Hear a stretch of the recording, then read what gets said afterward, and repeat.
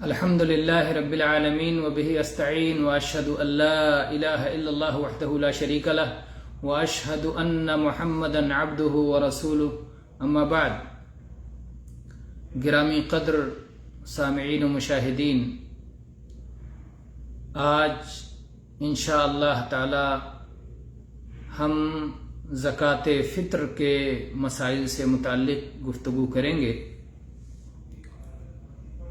زکوٰۃ الفطر کا کیا مفہوم ہے اور زکوٰۃ الفطر جب بولا جاتا ہے تو شریعت کی زبان میں اس کا کیا معنی ہوتا ہے؟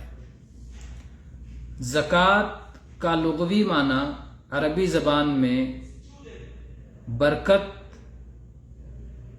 افزائش، نمو، بڑھوتری، پاکی، یہ سارا معنی ہوتا ہے،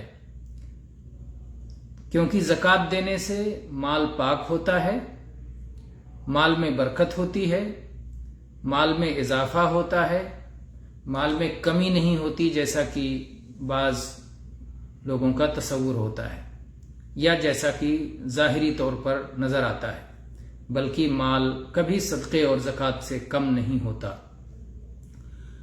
زکوٰۃ الفطر وہ صدقہ ہے یا وہ زکوٰۃ ہے جو ہر مسلمان پر فرض ہے کہ عید الفطر سے پہلے پہلے غریب مسلمانوں میں تقسیم کر دیں۔ زکوٰۃ الفطر اس کا نام ہی اس لیے پڑا ہے کیونکہ فطر شروع ہونے سے، یعنی صوم کا مہینہ ختم ہونے پر اور عید الفطر کا چاند نظر آ جانے پر یہ زکوٰۃ مسلمان پر فرض ہوتی ہے۔ یہ بات آپ جان چکے ہیں کہ اس کا شرعی حکم یہ ہے کہ یہ فرض ہے، یہ سنت نہیں ہے بلکہ فرض ہے۔ رسول اللہ صلی اللہ علیہ وسلم نے ہر مسلمان پر، چھوٹا ہو بڑا ہو، مرد ہو عورت ہو، آزاد ہو غلام ہو، ہر ایک پر فرض کیا ہے۔ عبداللہ ابن عباس رضی اللہ عنہما کی اس تعلق سے حدیث ہے، فرماتے ہیں فرض رسول اللہ صلی اللہ علیہ وسلم زکاۃ الفطر طہرۃ للصائم من اللغو والرفث وطعمۃ للمساکین من اداها قبل الصلاة فهي زکاۃ مقبولہ ومن اداها بعد الصلاة فهي صدقۃ من الصدقات۔ یہ سنن ابی داؤد کی روایت ہے کہ رسول اللہ صلی اللہ علیہ وسلم نے زکوٰۃ الفطر کو فرض فرمایا ہے تاکہ صائم سے جو کچھ لغو کام ہو گئے ہیں، بیہودہ اور فحش کام ہو گئے ہیں صوم کی حالت میں، اس سے پاکی کا سامان ہو جائے اور مسکینوں کی خوراک کا انتظام ہو جائے۔ اور اسی طرح سے جس شخص نے اس صدقے کو، اس زکوٰۃ الفطر کو عید سے پہلے پہلے ادا کر دیا، صلاۃ عید کے پڑھنے سے پہلے اگر یہ فطرہ ادا کر دیا تو یہ زکوٰۃ الفطر ہے، یہ اللہ کے ہاں قابل قبول ہے۔ لیکن جس نے تاخیر کی اور صلاۃ عید کے بعد اسے ادا کیا تو پھر وہ عام صدقے کی طرح ہوگا، وہ زکوٰۃ الفطر نہیں ہوگا۔ اسی طرح سے اس سلسلے میں ابو سعید خدری رضی اللہ عنہ کی حدیث ہے، فرماتے ہیں كنا نخرج اذ كان فينا رسول الله صلی اللہ علیہ وسلم زکاۃ الفطر عن كل صغير وكبير حر او مملوك صاعا من طعام او صاعا من اقط او صاعا من شعير او صاعا من تمر او صاعا من زبیب۔ یہ صحیح مسلم کی حدیث ہے۔ کہتے ہیں جب رسول اکرم صلی اللہ علیہ وسلم ہمارے درمیان موجود تھے اس وقت ہم ہر چھوٹے بڑے، آزاد اور غلام کی طرف سے، یعنی ہر ایک مسلمان کی طرف سے زکوٰۃ فطر نکالا کرتے تھے، اور زکوٰۃ فطر میں ہم 1 صاع غلہ دیا کرتے تھے۔ زکوٰۃ فطر میں 1 صاع اناج، 1 صاع غلہ، 1 صاع کھانے کی چیز دیا کرتے تھے، 1 صاع پنیر دیا کرتے تھے، 1 سا جو دیا کرتے تھے، 1 سا کھجور یا 1 سا کشمش، یعنی جو ہماری کھانے کی چیزیں تھیں اس وقت مدینہ میں، ان کھانے کی چیزوں میں سے کسی ایک چیز کو اختیار کر کے ہم اسے دے دیا کرتے تھے۔ تو یہ اس حدیث سے بھی معلوم ہوا کہ ہمیں صدقہ فطر میں کیا نکالنا ہے اور کس کی جانب سے نکالنا ہے اور کتنا نکالنا ہے۔ بہت سارے سوالات کے جوابات اس حدیث میں آ گئے ہیں۔ اس کی حکمتیں کیا ہیں؟ بہت ساری حکمتیں ہیں زکوٰۃ الفطر میں کے نکالنے میں۔ ایک تو جو عبداللہ ابن عباس رضی اللہ عنہما کی حدیث میں حکمت گزری کہ لغو اور فحش کام جو ہو جائیں کسی صائم سے، اس کی پاکی کا یہ سبب بن جاتا ہے، ذریعہ بن جاتا ہے۔ ایسے ہی فقیروں اور مسکینوں، ضرورت مندوں، محتاجوں اور غریبوں کی خوراک کا انتظام ہو جاتا ہے۔ اسی طرح سے صوم رکھنے والے کے نفس کے لیے برکت کا اور پاکی کا سامان ہو جاتا ہے۔ مسکینوں کی ہمدردی اور رعایت اور غمخواری کا سامان بن جاتا ہے، باعث بن جاتا ہے۔ اسی طرح سے ماہ رمضان کے اختتام پر ایک مالی عبادت کے ذریعے سے اجر و ثواب حاصل کرنے کا ذریعہ ہے۔ اور اسی طرح سے اللہ تعالی نے جو صیام و قیام کی اور رمضان المبارک کے تکمیل کی توفیق عطا فرمائی، اس پر اللہ کی نعمت پر ایک طرح سے شکرانہ ہے۔ تو یہ بعض حکمتیں ہیں جو کہ تھوڑے سے ہی غور و فکر کرنے پر سمجھ میں آتی ہیں۔ زکوٰۃ الفطر میں کون سی چیز غریب کو دینی چاہیے، کون سی چیز نکالنی چاہیے؟ آپ وہ حدیث سن چکے ابو سعید خدری رضی اللہ عنہ کی کہ نبی صلی اللہ علیہ وسلم کے زمانے میں جو کھانے کی چیزیں موجود ہوتی تھیں اسی کو نکالا کرتے تھے۔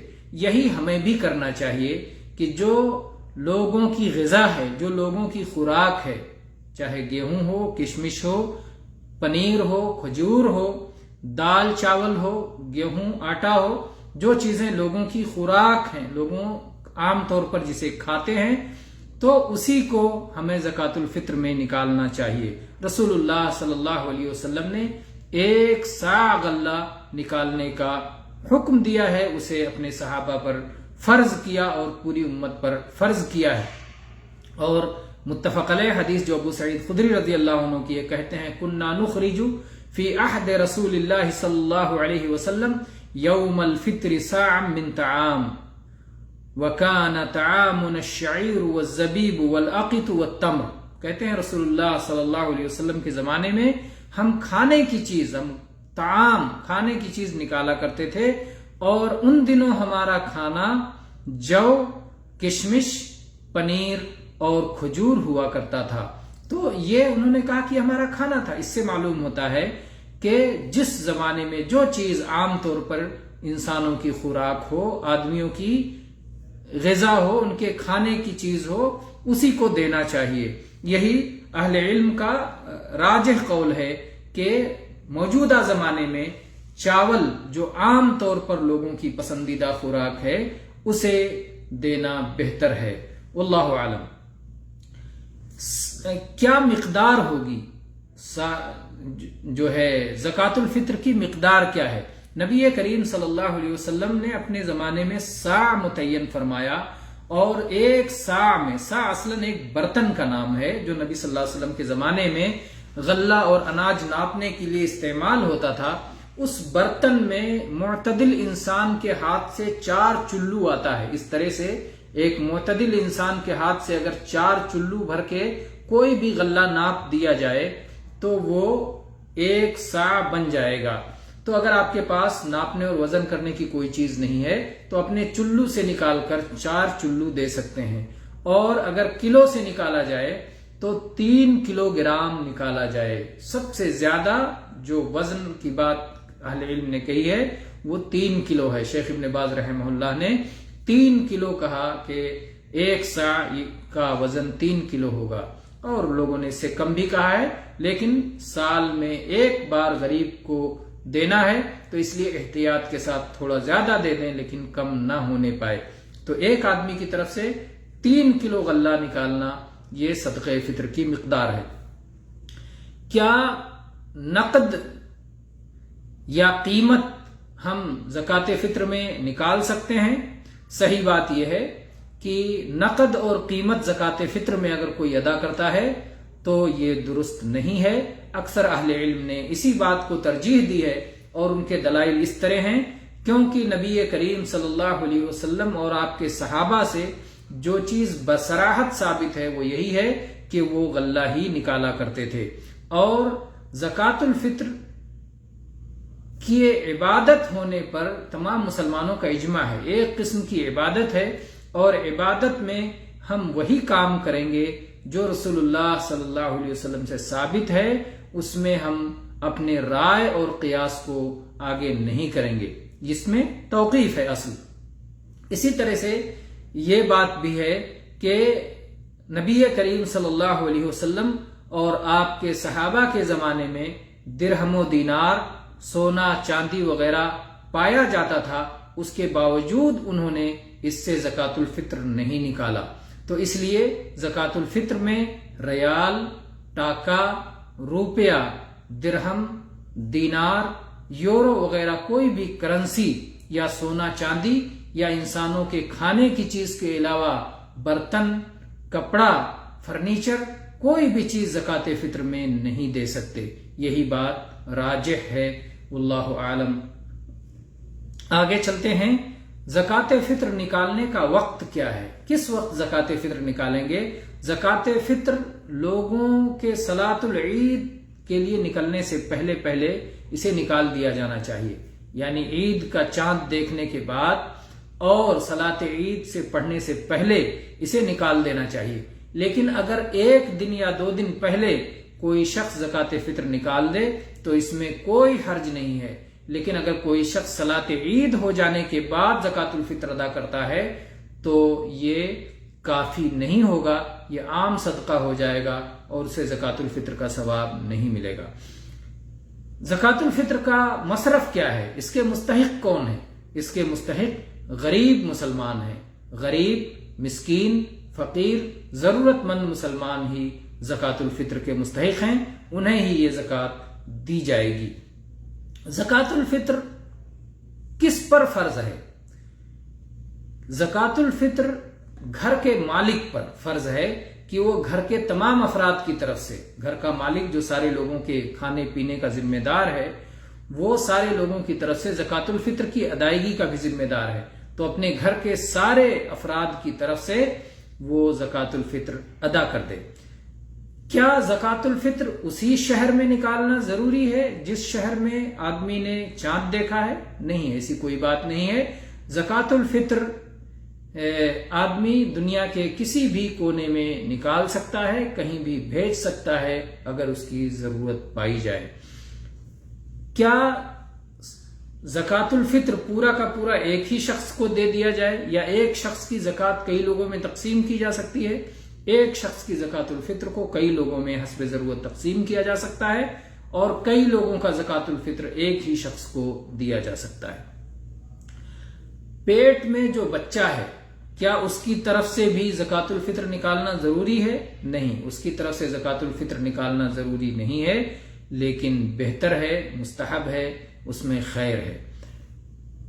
جس شخص کے پاس زکوٰۃ الفطر نکالنے کی طاقت ہے، استطاعت ہے، اس کے باوجود وہ زکوٰۃ الفطر نہ نکالے تو کیا وہ گنہگار ہوگا؟ جی ہاں، وہ گنہگار ہوگا، کیونکہ یہ فریضہ ہے، اور فریضہ چھوڑنے پر انسان گنہگار ہوتا ہے۔ اس لیے اس پر فرض ہے کہ اللہ تعالیٰ سے توبہ اور استغفار کرے، معافی مانگے، اس نے ایک گناہ کا کام کیا ہے، اور وہ جب اسے یہ مسئلہ معلوم ہو جائے تو پھر اپنا زکوٰۃ الفطر ادا کرے۔ اور ظاہر ہے کہ عید کے بعد ادا کرنے سے وہ ایک عام صدقہ ہو جائے گا، لیکن چونکہ اسے پہلے مسئلہ معلوم نہیں تھا یا اس نے غلطی کی ہے، اب وہ توبہ کر رہا ہے اللہ سے، اور توبہ کے بعد اپنے عمل کی ادائیگی کر رہا ہے، تو انشاءاللہ اللہ سے خیر کی امید ہے۔ کیا زکوٰۃ الفطر ادا کرنے کے لیے کسی کو وکیل بنا سکتے ہیں؟ جی ہاں، وکیل بنا سکتے ہیں۔ اگر آپ خود اپنی زکوٰۃ نہیں ادا کر سکتے کسی مصروفیت یا مشغولیت کی وجہ سے، یا غریب کو نہ جاننے کی وجہ سے، یا اور کسی بنا پر، تو آپ اور کسی شخص کو کہہ سکتے ہیں جو آپ کی طرف سے زکوٰۃ الفطر ادا کر دے، چاہے وہ شخص ہو، چاہے وہ کمیٹی ہو، چاہے وہ ادارہ ہو، کسی کو بھی آپ اپنا وکیل بنا سکتے ہیں۔ تو یہ چند باتیں تھیں جو زکوٰۃ فطر کے مسائل سے متعلق تھیں۔ اللہ تعالیٰ سے دعا ہے کہ اللہ تعالیٰ ان مسائل کو اور اس علم کو میرے لیے اور میرے تمام سننے والوں کے لیے مفید اور بابرکت بنائے اور اس سے دنیا اور آخرت میں نفع پہنچائے۔ وآخر دعوانا ان الحمد للہ رب العالمین وصلی اللہ علی نبینا وسلم۔